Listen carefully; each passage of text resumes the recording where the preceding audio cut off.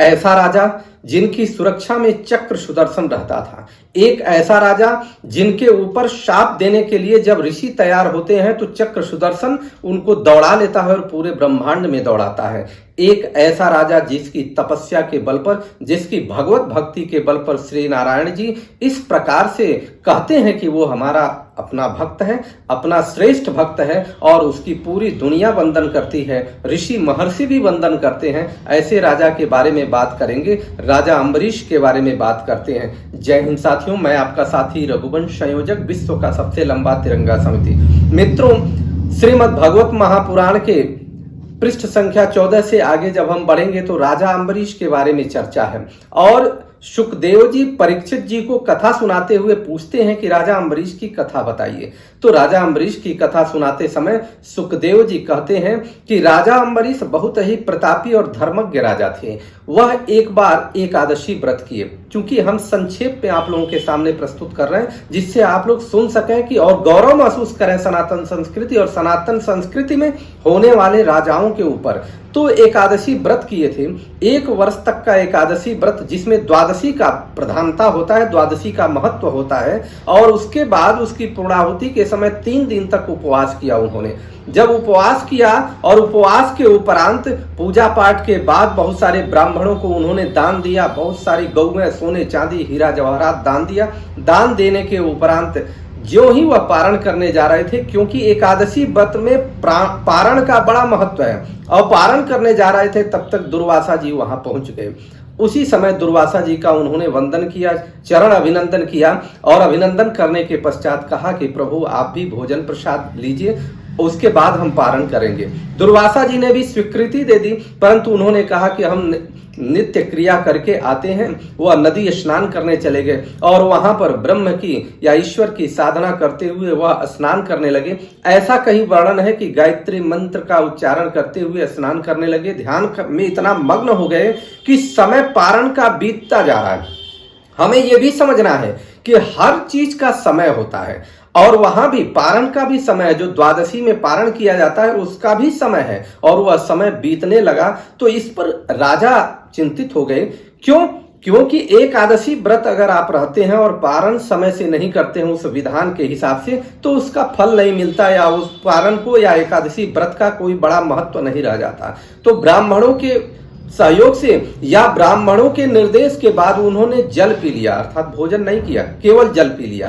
क्योंकि ब्राह्मणों ने इस बात को बताया कि श्रुतियों में इस बात का वर्णन है कि जल पीना भोजन में आता भी है और नहीं भी आता है। इसके विधान दोनों अलग अलग हैं, इसमें हम नहीं जाएंगे, परंतु यहां पर हम आएंगे कि वह जल पी लिए। और जब दुर्वासा जी पहुंचे स्नान करके, तो राजा अम्बरीश जी उन्होंने स्वागत के लिए पूरी तरह से सारी व्यवस्थाएं बना रखी थी, भोजन की व्यवस्था बना रखी थी। तो जब वो पहुंचते हैं तो तुरंत अभिनंदन करके कहते हैं प्रभु आइए भोजन प्रसाद लिया जाए और आपके आशीर्वाद से हम भी लें। दुर्वासा जी को लगा कि इतना उत्साह इसके अंदर है, इतना व्रत रहने के बाद और पारण की ऐसी अवस्था में इतना उत्साह के साथ कर रहा है, जो उनको समझ में आ गया कि इसने पारण कर लिया है। इस पर वह श्राप दिए और श्राप देने के पूर्व ध्यान दीजिए कि जब वह शाप देना चाह रहे थे उसके पूर्व ही उन्होंने अपना जटा ऐसे खींचा।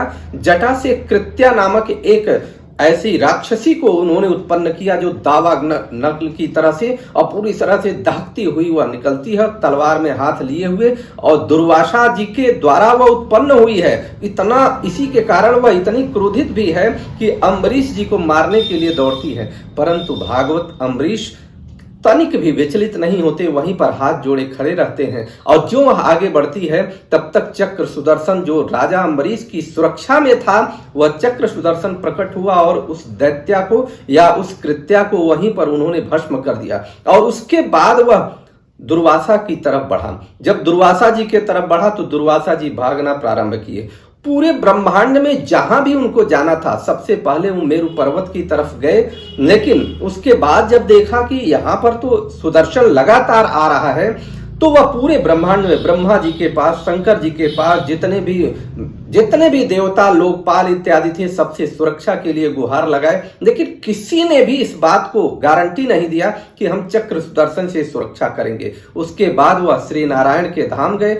श्री नारायण ने भी कहा चूंकि यह चक्र सुदर्शन राजा अम्बरीश की सुरक्षा में है, इसलिए मैं इसको रोक नहीं सकता। जिसने दंड के लिए या जिसका अपराध आपने किया है उसी से आप क्षमा मांगिए। राजा अम्बरीश ही आपको क्षमा कर सकते हैं। उसके बाद दुर्वासा जी वहां से चलते हैं और अम्बरीश जी के पैर पर गिर पड़ते हैं।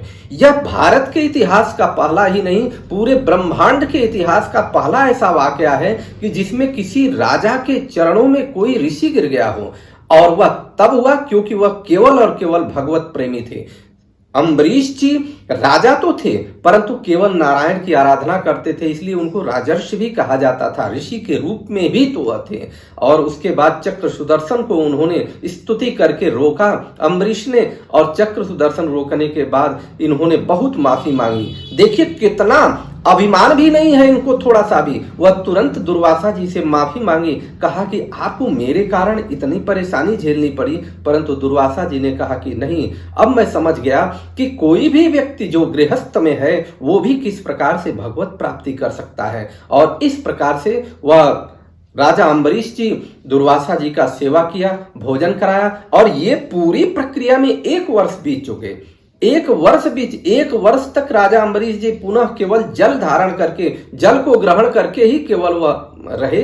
और उसके बाद पारण किया। पारण के बाद ईश्वर की भक्ति करते हुए प्रभु के पास चले गए। ऐसे प्रतापी राजा हमारी संस्कृति में हुए हैं। हमें गौरव है ऐसे सनातन संस्कृति पर। अगर हम वैज्ञानिक रूप से देखा जाए, तात्विक रूप से अगर हम देखते हैं तो यह सब कुछ सही